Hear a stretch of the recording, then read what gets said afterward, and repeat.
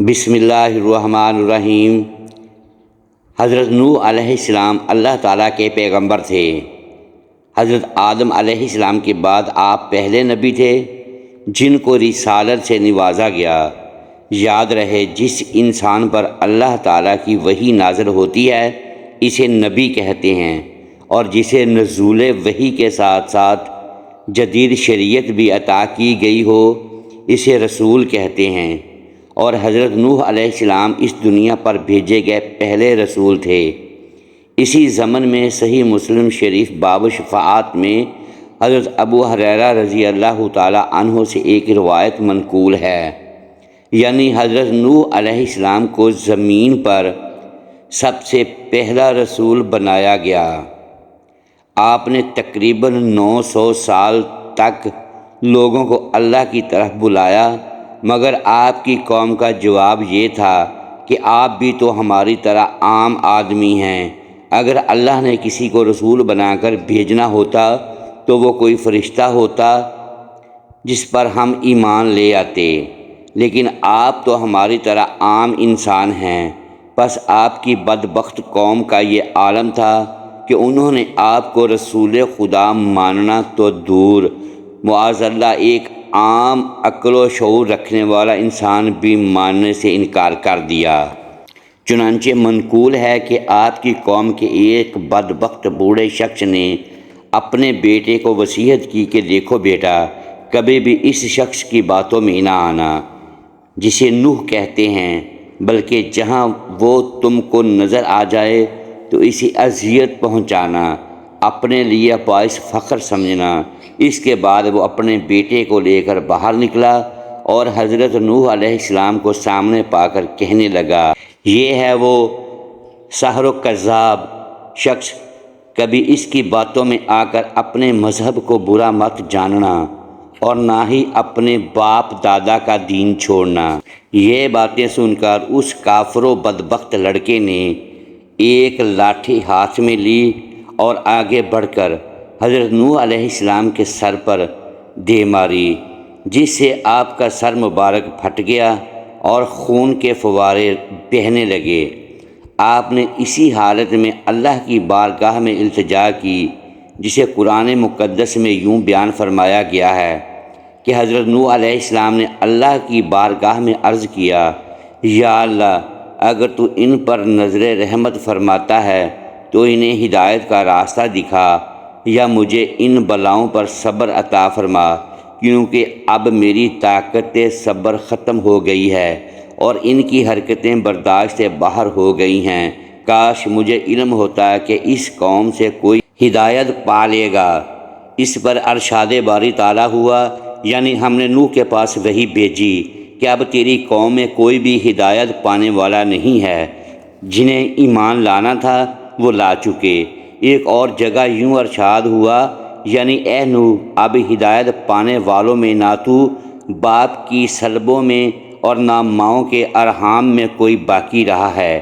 اس پر حضرت نوح علیہ السلام نے عرض کیا، یا باری تعالیٰ، تو اس خطہ زمین پر کسی کافر کو زندہ نہ رکھ۔ یعنی یہ حضرت نوح علیہ السلام کی وہ دعا ہے جسے اللہ رب العزت نے قبول فرمایا، اور دنیا انسان کی تاریخ میں پہلی بار کسی قوم پر عذاب کا حکم نازل ہو گیا۔ مورخین لکھتے ہیں کہ حضرت نوح علیہ السلام ہی وہ سب سے پہلے رسول ہیں کہ جن کی دعا سے کسی قوم پر عذاب نازل کیا گیا۔ دوستو، حافظ ابن کثیر علیہ رحمۃ اللہ نقل کرتے ہیں کہ حضرت نوح علیہ السلام بابائے انسانیت حضرت آدم علیہ السلام کی وفات کے 126 سال بعد پیدا ہوئے۔ آپ کا شمار اللہ رب ذوالجلال کے ان عظیم پیغمبروں میں ہوتا ہے کہ جن کا تذکرہ اللہ کریم نے اپنے کلام قرآن مقدس میں فرمایا ہے۔ قرآن پاک کی 28ویں سورتوں میں آپ کا ذکر خیر فرمایا گیا، اور آپ کو یہ شرف بھی حاصل ہے کہ انبیاء و رسل میں آپ کو سب سے لمبی عمر عطا فرمائی گئی، لیکن اتنی لمبی عمر پانے کے باوجود آپ کا نہ تو کوئی دانت گرا اور نہ ہی کوئی بال سفید ہوا۔ آپ نے رسول خدا ہونے کی حیثیت سے امت کو اس قدر محنت اور لگن سے دعوت توحید دی کہ لوگوں نے آپ کو معاذ اللہ مجنون اور پاگل دیوانہ کہنا شروع کر دیا کہ جب آپ تبلیغ کی خاطر قوم کے پاس جاتے تو لوگ آپ کو ایذائیں دیتے اور بسا اوقات تو اتنا مارتے کہ انہیں یقین آ جاتا کہ اب نوح کی وفات ہو جائے گی، پھر اسی حالت میں آپ کو اٹھاتے اور آپ کے گھر چھوڑ جاتے کہ اب وہ زندہ نہیں بچے گا۔ لیکن جب رات کو سب لوگ واپس جا چکے ہوتے اور آپ کے پاس آپ کے گھر والوں میں سے بھی کوئی نہ ہوتا تو اللہ کے حکم سے حضرت جبرائیل علیہ السلام نازل ہوتے اور آپ کے ٹوٹے ہوئے اعضاء پر اور زخموں پر اپنے پر رکھتے تو آپ کے اعضاء واپس اسی حالت میں جڑ جاتے اور زخم بھی بالکل ٹھیک ہو جاتے کہ جیسے اس جگہ کوئی زخم ہوا ہی نہ تھا۔ اگلے روز حضرت نوح علیہ السلام اٹھتے اور پھر امت کو تبلیغ کی خاطر نکل پڑتے، یہاں تک کہ لوگ پھر آپ کا وہی حال کرتے اور کمبل میں لپیٹ کر آپ کو گھر چھوڑ جاتے۔ کتنا ہی عرصہ یہی معمول رہا اور آپ لوگوں کی ایذائیں برداشت کرتے رہے۔ تاریخ طبرہ میں حضرت ابن عباس رضی اللہ تعالی عنہما سے ایک روایت منقول ہے کہ اللہ تعالیٰ نے 480 سال کی عمر میں حضرت نوح علیہ السلام کو نبوت عطا فرمائی۔ آپ نے 120 سال لوگوں کو اللہ کے دین کی طرف بلایا، لیکن بدبخت قوم نے آپ کی کسی بات کو بھی ماننے سے انکار کر دیا، حتیٰ کہ اللہ تعالیٰ نے آپ کو کشتی بنانے کا حکم دیا، اور جب آپ کشتی بنا کر اس میں سوار ہوئے تو اس وقت آپ کی عمر مبارک 600 سال تھی۔ بالآخر آپ کی بدبخت اور نافرمان قوم پر پانی کا عذاب نازل ہوا اور تمام سرکش و نافرمانوں کو پانی کی عذاب میں غرق کر دیا گیا۔ پھر وہ وقت آیا کہ جب روح زمین پر کوئی کافر و مشرک باقی نہ رہا، کیونکہ اپنے اپنے خداؤں کے ساتھ ہی پانی میں غرق ہو چکے تھے۔ اب جو بچے تھے وہ بس ایک خدا واحد لا شریک کی عبادت کرنے والے تھے۔ حضرت ابن عباس سے مروی ہے کہ اس کے بعد حضرت نوح علیہ السلام 350 سال مزید زندہ رہے اور پھر آپ کی وفات ہو گئی۔ حضرت کعب احبار رضی اللہ تعالی عنہ سے مروی ہے کہ جب حضرت نوح علیہ السلام کی وفات کا وقت قریب آیا تو آپ ایک پہاڑ پر سیر فرما رہے تھے۔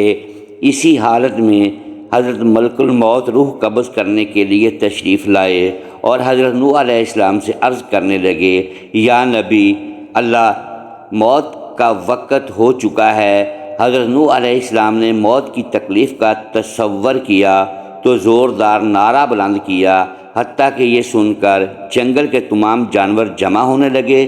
پھر آپ نے حضرت ملک الموت سے فرمایا، مجھے اتنی مہلت دی جائے کہ میں اپنے گھر والوں سے رخصت ہو لوں۔